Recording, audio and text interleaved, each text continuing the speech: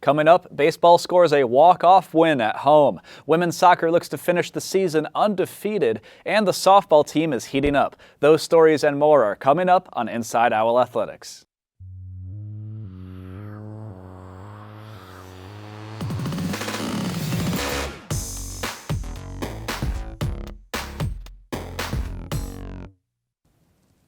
Hello and welcome to Inside Owl Athletics. I'm Matt Holderman. And I'm Quinn Kimmel. Thanks for tuning in.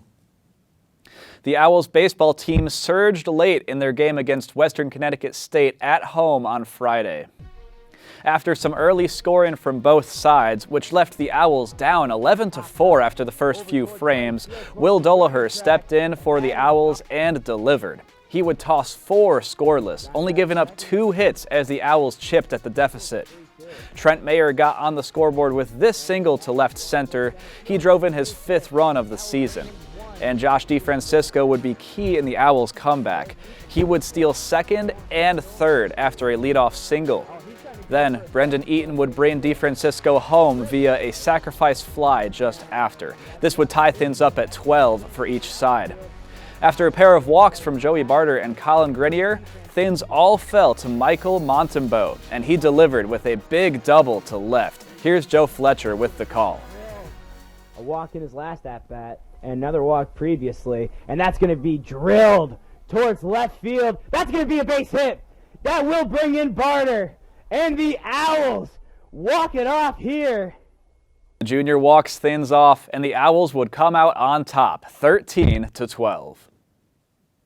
And now in women's lacrosse, it was a battle from start to finish as the Owls traveled to Plymouth State for the Panthers' senior day. No team ever took full momentum throughout the entirety of this contest. With both teams tied at 9 apiece, Plymouth's Sarah Shartner attacks the crease and puts it in the left corner to give the Panthers the edge. But Keene State's Bridget Casey would keep things close. The junior was able to put it in to tie this thing up at 10 on this play right here. It would be her 5th goal of the game. We'll see this one go into overtime now, and both squads put up a fight. The Owls gave a tremendous effort, but it wasn't enough in the end. Shartner was able to draw the free position shot and hit a game winner with 14 seconds left for the Panthers. The Panthers squeak out this one, 11-10. Keene State women's soccer had its tightest game of the spring season on Monday. They came into the game against EastCon with a 4-0 record this season. In the first 15 minutes of the match, it's Maggie Vogt who finds the back of the net with this free kick, bringing the Owls to a 1-0 lead. And in the second half now, things tied up. It'd be Kaylee Marshall off of this set piece with a header to give the Owls the lead, but the Warriors would end up responding, sending this one into overtime. Alexi Root would be the hero for the Warriors, scoring the overtime goal to give them the win. The Warriors break Keene State's perfect spring record with a 3-2 overtime win. This was the Owls' last game of the spring season, and they will be back in action in the fall.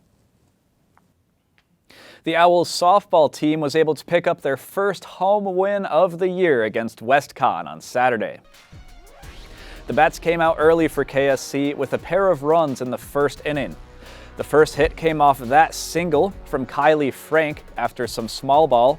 Alexis Blanchette had a pitching masterclass in Game 1. She would only allow 5 hits over her 7 innings of work.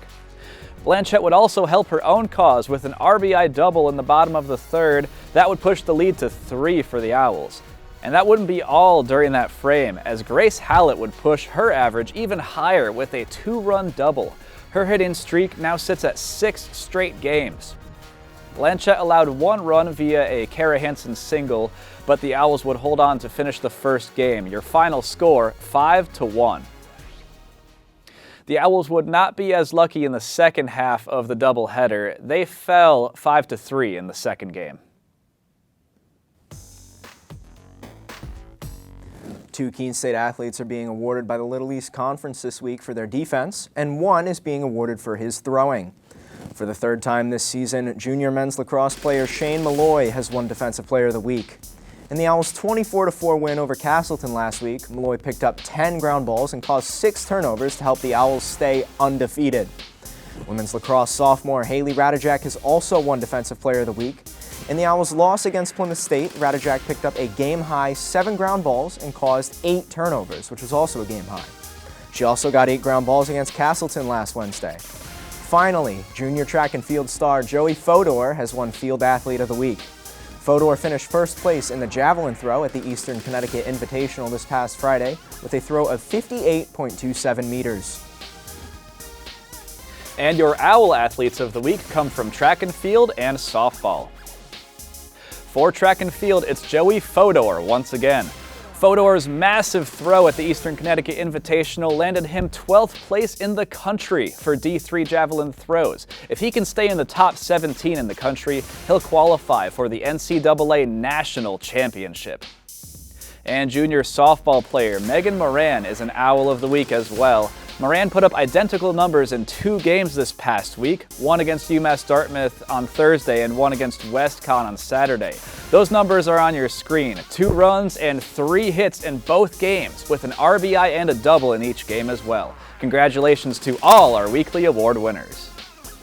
A few midweek contests this week for the Owls. Let's take a look at the upcoming schedule. Women's lacrosse starts our schedule. The Owls will host Eastern Connecticut State in an LEC quarterfinal on Dr. Ron Butcher Field. On Wednesday, softball hits the road for a doubleheader against Western Connecticut State. Remember, all dates and times this spring are subject to change or cancellation. For the most up-to-date news on all things KSC athletics, go to KeenOwls.com. Again, that's KeenOwls.com. And for the latest on Owl sports, tune into our Inside Owl Athletics update, now available Thursday evenings after 6 p.m. We'll recap the LEC lacrosse quarterfinal against Eastern Connecticut State and the softball doubleheader against WestConn. And we'll have a preview of the LEC track championship. So that's all for this week's show. For all of us here at Inside Owl Athletics, I'm Matt Holderman. And I'm Quinn Kimmel. Thanks so much for watching.